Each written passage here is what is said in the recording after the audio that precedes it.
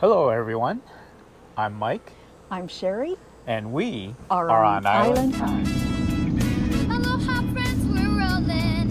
Our home's the open road. 40 feet of dreams ahead. We're free to sail unfold. On Island Time, we greet you. Aloha from the heart. Riding waves, we chase the stars. Adventures where we start. On Island Time, we roam free. No matter where we roll. Welcome to our paradise. Come join our island soul. So this week we're coming to you from Cherokee Dam Campground in Jefferson City, Tennessee. This campground is a partnership between Vista Recreation and the Tennessee Valley Authority. There is a 175-foot high dam that has created a reservoir behind known as Cherokee Lake. Now, the dam has created 400 miles of shoreline. Yes, I did say that correctly. 400 miles of shoreline. And it provides recreation for boaters, fishing, swimming. They have many day areas. There's a state park along the shoreline and several places that you can camp and enjoy the waters here. Now, the TVA, or the Tennessee Valley Authority, is, I believe, the largest provider of energy here in the state of Tennessee, as well as some of the surrounding states of, I believe it's West Virginia, North Carolina, Alabama, Kentucky, I believe, is part of that. And I'll have to get a list and show you, linked below maybe, the other states that it provides energy to. The Tennessee Valley Authority built the dam in the early 1940s and opened or closed the gates in 1941, just before Pearl Harbor bombing. Yes. It is a hydroelectric dam, and it's located on the Holston River in Granger County and Jefferson County in Tennessee here. And it was built for the energy demands of World War II. Now, Cherokee Dam is 175 feet high, and it impounds. What does that exactly mean? It holds back the water of... I would say that's probably a very good interpretation of what impounds means. Okay, it impounds the 28,780 acres of Cherokee Lake.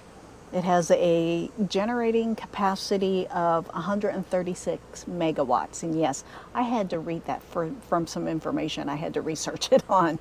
She doesn't understand megawatts. Nope.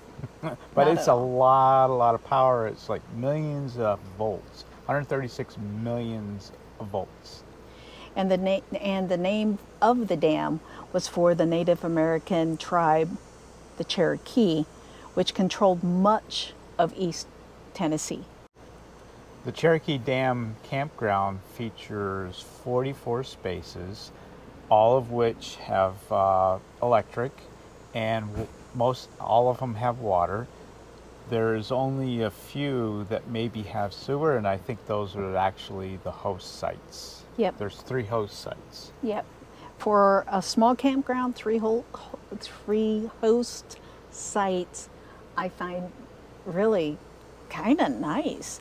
It is a small campground. So the Cherokee Dam Campground offers a boat ramp that's in the actual campground. There's also fishing and swimming along the beach that they have off, not too far from the campground. It's well within walking distance. It also features a small camp store where you can pick up some of the items that you might have forgotten. Like chapstick. Yes, like chapstick.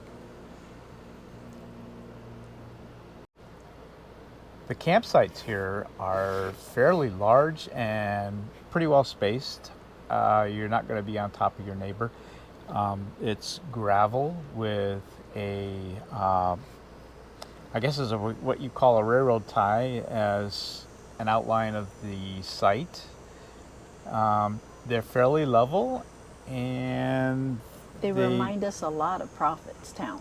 Yeah, it is a very, it does remind us of Prophetstown, yes. Just the well-defined camp area, the gravel and whatnot. So Here's a look at our site, Site 22. It is a gravel site.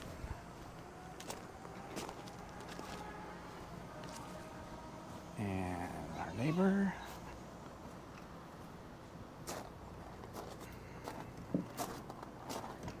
We have a cement pad underneath the picnic table. The picnic table, the benches are actually wood, but the top is metal. Nice fire pit. And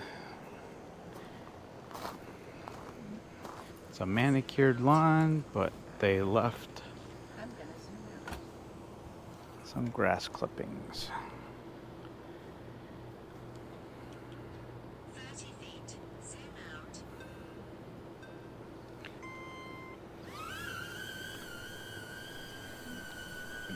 Nice open area. One of the nice things about our campsite is that we do have a little bit of grass, and you can probably see some of that behind us in the camera. Maybe, I'm not sure. but the dogs love it. They Dachshunds are kind of like sun dogs. They like being in the sun. Izzy right now is halfway in the sun and halfway in the shade of our awning. And her ears just perked up because she heard her name. Our site here at 22, we have a really good open view of the northern sky for Starlink. We came in a little bit early. We came in on Thursday, and I worked for half a day from the RV, and I had no issues with internet whatsoever in several of the meetings that I had. Yeah, he was talking through all of them. I had the day off. I took the day off, and just enjoyed the morning out here while he was working. Yeah, I had to work until about 2 o'clock local time here. It is on Eastern time here. So again, one of the nice things about camping is the people that you meet. Now, granted, not all locations that we've been to do we meet people, but the majority of them we do. And in this particular campground, we met a very nice gentleman whose name is Mark. Mm-hmm. And we helped him out the other day. He didn't have a tow bar on his Class A, so we were talking with him. He asked us for a favor, and we helped him out. We helped him move to a different location. There we go. Okay, you guys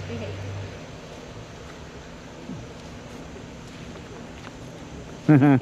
He's gonna drag you into the bushes. Rocco. Hey, Rocco. Say hello, Rocco. You're on TV. Say hello, Oh, Rocco. you're such a sweetie. You sure Hey, Rocco, are. buddy. You're on TV. We on? Yep. We are on. We're We are on. on. Hey, All right. everybody. Hello, everybody. We're here at Panther Creek State Park Campground. Beautiful place. This is our friend Mark, and we just helped him move from Cherokee Dam Campground to here. He doesn't have a tow bar, so Mike drove his car and he drove his RV, and I drove the Jeep just so that we can explore when we get here. It's been a pleasure. It's been my pleasure. It's been a pleasure. All righty. You folks enjoy. Thank you. We will. Bye-bye. Bye-bye. I also met a lady, and I believe her name is Chris. I'm sorry if I get it wrong, but her dog's name was Cash. Her dog's name is Cash, and we were talking for quite a while. And I'm sorry if I got your name wrong. I also had, as I was out here enjoying the morning with my kids, we had a little girl come up from a couple of sites down, and she was just the most adorable thing. Her name is Emily. She fell in love with both Izzy and Tippi.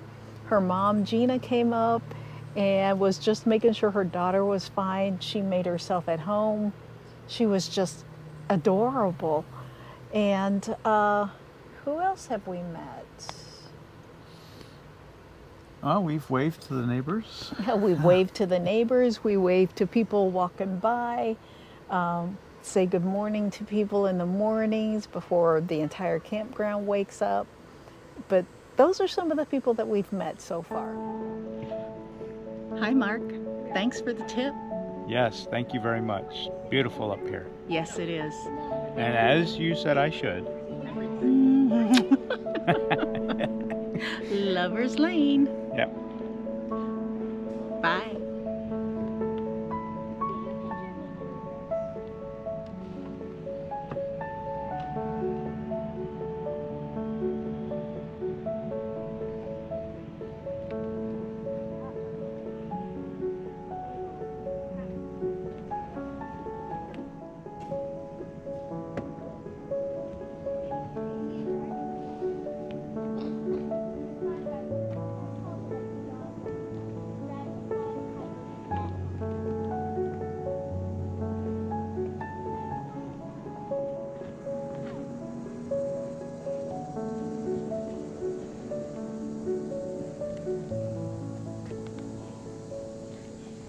It'd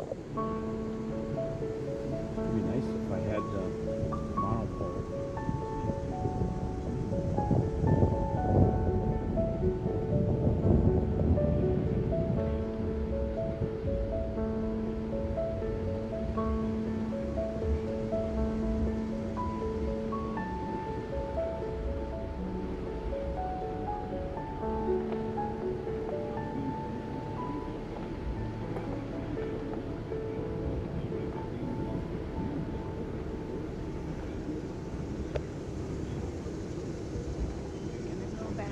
Okay.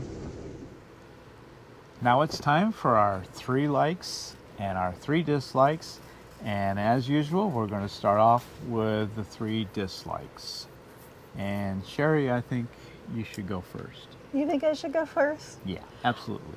The biggest dislike are the signs coming into the campground from the roadway. It is like a light blue on a blue background. And we were coming in just before twilight on Thursday, and you couldn't read them. Well, we were coming back yesterday after helping Mark move. During broad daylight, where it's much brighter, you still couldn't read them. I hate their signage. They need to put yellow lettering on this blue background or brighten up the white, brighten up to white instead of a light blue. Right. Yeah. And we were coming in at twilight, so and this we've never been to this campground before, so we actually kind of saw the sign, and it wasn't until it was too late that we saw the camping and the arrow, and it was like we went right by it. And of course, the next one wasn't an entrance either, and so we had to go all the way down to the intersection where there was a gas station where we were finally able to turn around and go back. Not a big deal because we were still able to get there during the daylight hours, which just absolutely hate getting here when it's dark.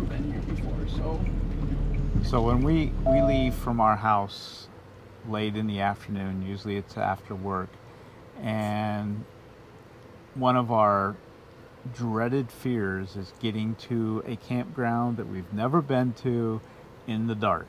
Hate it. Yeah, because you can't figure out where you're at. You don't have no memory or recollection of anything, so you just flying blind, and you gotta hope and pray that the signs are going to guide you, or your GPS is going to guide you.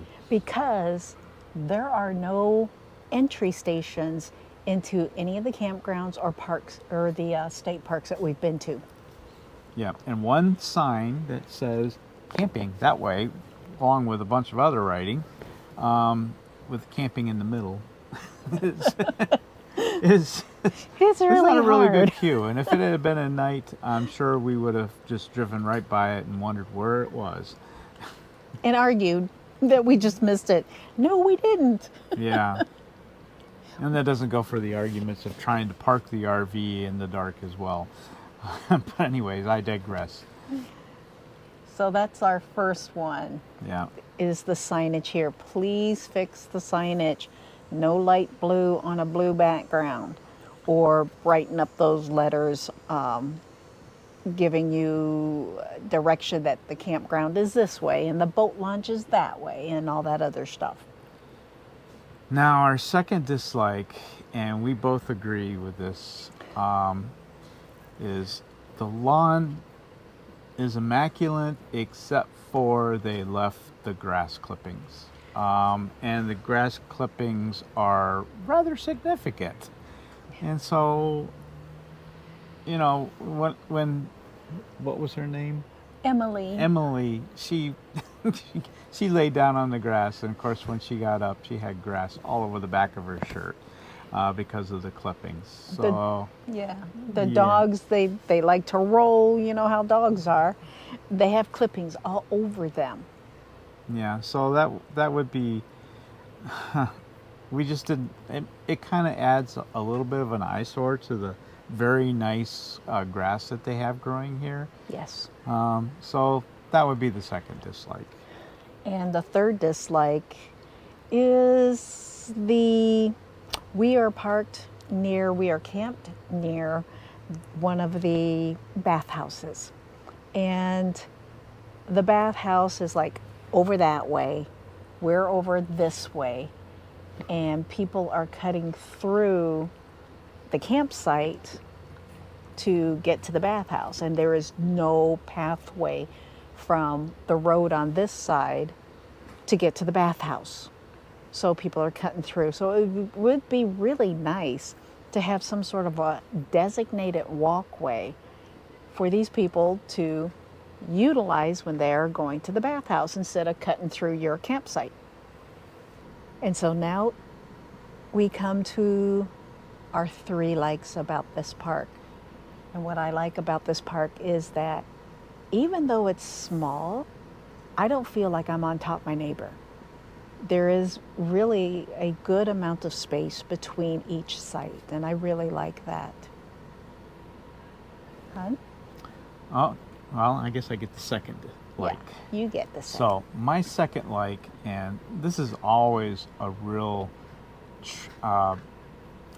it's kind of a sticking point for those with motorhomes versus those with trailers. When you have a trailer and you have an unlevel spot, especially if it's up in the front or down in the back, or up in the back and down in the front, you can always bring yourself up or down by just pivoting on your wheels. With us, since we have 4 wheels and they're separated by several 100 inches, doing that particular type of leveling is much more difficult, especially without being or without bringing your wheels several inches up in the air. The sites here, they took, even though it's very hilly and there's quite a bit of a hill going down into the water, there's even an upward hill in back of us, the sites themselves are pretty level. So we were able to come into level with the RV with very little difficulty. We've been on leveler sites in state parks, and we've been on other sites in state parks that we just could not get to level. So kudos to whoever designed this. The engineering of it was very well done. I don't think we've seen any sites that you could not bring an RV motorhome into level at. True. And we are on a slight hill. So, yes. So now it's your turn for the third one. The third one that I really like about this park is the ambience. We're just here for a weekend, and we're just here to relax, recharge our batteries, and the ambiance here is just perfect. There's not a lot of loud music. There are kids that do play, and kids will be kids and they'll be noisy, but I like the sound of laughter from children. But the ambience here is really nice. It is, and we're really close to the water. We're not on top of it like we have been at some places, but we are fairly close, and we can see the lake from our site. Yep. So I guess that's it for our likes and our dislikes of Cherokee Dam Campground. Yep, and that brings us to the end of this video. Thank you for joining us. If you don't mind, please like and subscribe to our channel. We would appreciate that very much. And until next time, ride the wave on Island Time. Aloha, everybody. Bye.